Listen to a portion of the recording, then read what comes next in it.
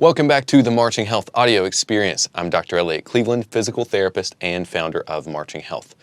We have worked with a number of top world-class drum corps.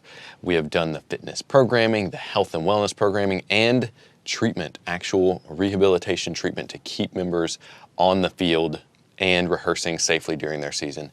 And so today we're going to talk about what are 5 factors that impact a drum corps member's risk of being injured. We want you to stay on the field this summer, and we want you to be your healthiest if you are going into drum corps. So, number 1 in terms of injury risk is going to be your preseason conditioning program. You need to be doing an injury prevention and workout strengthening program that is specific to the needs and demands of drum corps and is even specific to your instrument choice. So color guard might have a little bit more difference in their preseason conditioning than percussion, and tubas might need something slightly different than trumpets. We want to make sure that if you are doing drum corps this season, that you know what those demands are and are prepping for those. We personally, with the groups we work with, have a couple of different workout programs that we help implement. Those are going to work all of the major upper body muscle groups. One that's often neglected is called your rotator cuff. Those are the 4 muscles that surround your shoulder joint and give you stability in those muscles that help you hold your horn or be able to spin your rifle or use any sort of color guard equipment. That's part of the program.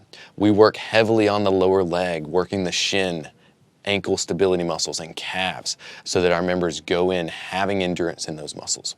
You need to be doing a program that last much longer than you probably assume. So it's not enough to just start working out a month before a drum corps season.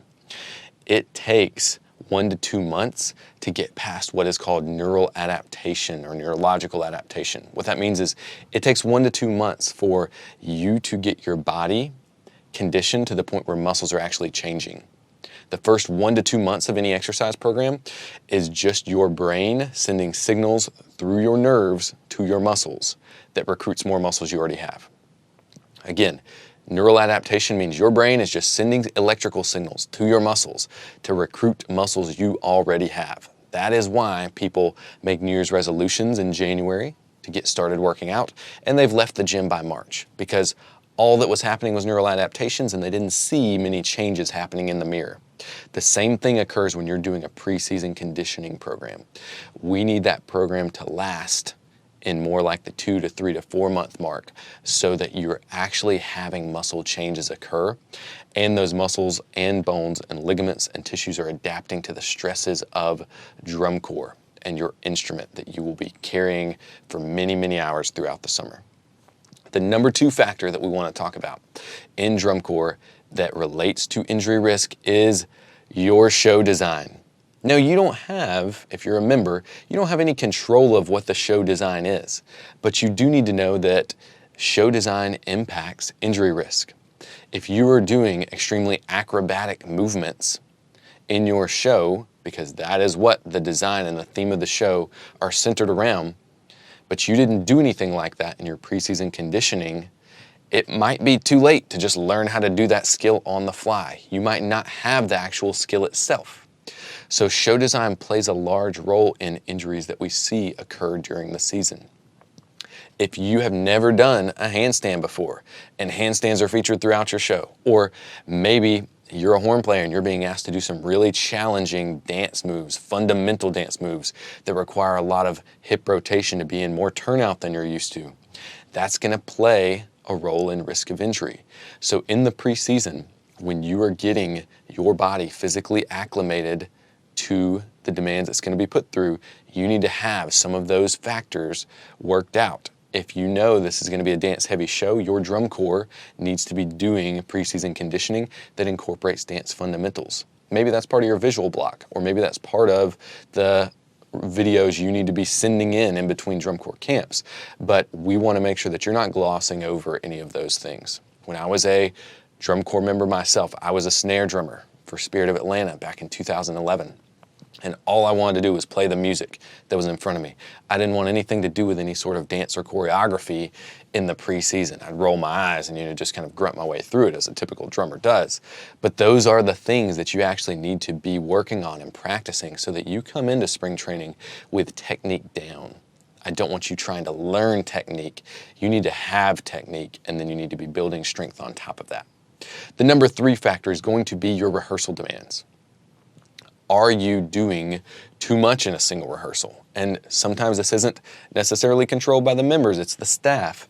The drum corps staff needs to be aware of how hard they are rehearsing members, especially knowing that it's a long season. It's a 3-month season. We have to get members across the finish line. So we can't burn them out early on. We have to pace those rehearsals.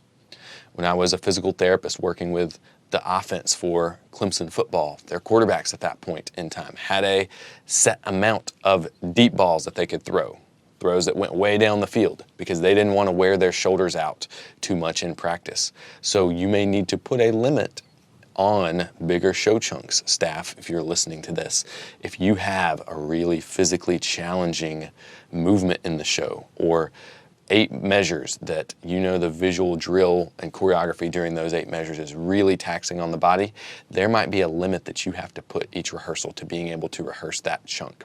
It can't be something that you get distracted by as an educator and you just continue rehearsing to try to perfect, but then you realize 30 or 45 minutes later that the members are worn down and some of them are having to start to sit out because they've had overuse injuries due to very demanding specific movements occur. The number 4 injury risk here is going to be your recovery. More importantly, the biggest piece of the recovery pie is sleep. Athletes who are getting 6 hours or less of sleep are almost twice as likely to get injured as those who are getting 8 hours of rest. And young people whose brains and bodies are still developing really need closer to 9 hours of sleep, because their brain is taking in a ton of information, it is fatigued, you need that mental clarity to be able to rehearse at a high level. If you are not having high mental focus going into a rehearsal, you're gonna struggle. You might miss a drill change or a direction change, and that will impact your risk of injury. You'll also, if you're fatigued and you haven't recovered properly, you will have decreased reaction time. So even if you're doing everything right, going set to set out on the field or doing your choreography perfectly, but somebody else beside you makes a mistake and you don't have as good of reaction time because you're fatigued, that could cause a domino effect where maybe someone around you slips and now you are involved in that accident as well. We want you to have proper reaction time so that you can be safest out on the field. Another piece of recovery is getting your muscles to heal properly. When you exercise, you cause small cellular damage to those muscles. You need protein to help those muscles recover, and you need sleep and rest to also allow that recovery to happen. We have to make sure that from an administrative standpoint, we're allotting proper sleep time for our drum corps members. And in spring training, that might mean a little bit extra, or you might need an entire day off every week so that the members can have their bodies reset at least once a week so you're not having quite so many overuse injuries. There is a cap to rehearsal where if you just keep trying to get better and better through work, there's only so much that your body can actually take. So at least I would say take 1 day a week off and give your members that rest and recovery time. The last one that is a big factor in risk injury for drum corps is a history of previous injury. What that means is if you're previously having some sort of ache or pain, or you've had an injury in the past, a knee sprain, an ankle sprain, a hamstring strain, you are more likely to injure that body part again. That's the easiest one to identify. A previous injury is most likely to lead to a second injury. So you know that coming into the season. If you've had an injury before, make sure that you are doing your due diligence going into the season in the rehab process and the strengthening process so that that part that may have gone through a long recovery or even had to have a surgery on, that part is fully healed and strong before coming into your season. So there are your 5 factors that are going to influence drum corps injury. Number 1, preseason conditioning. Make sure you're coming into season in the best shape of your life. Number 2, show design.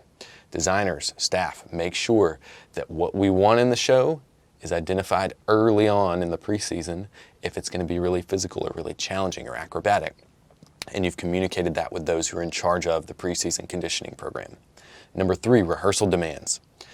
We need to cap some really challenging sections of the show in rehearsal to make sure that we're not burning members out. And we need to pace ourselves. You've got 3 months to get better. Pace yourself over those 3 months. Recovery. Give members time to recover. Maybe that means extra sleep time.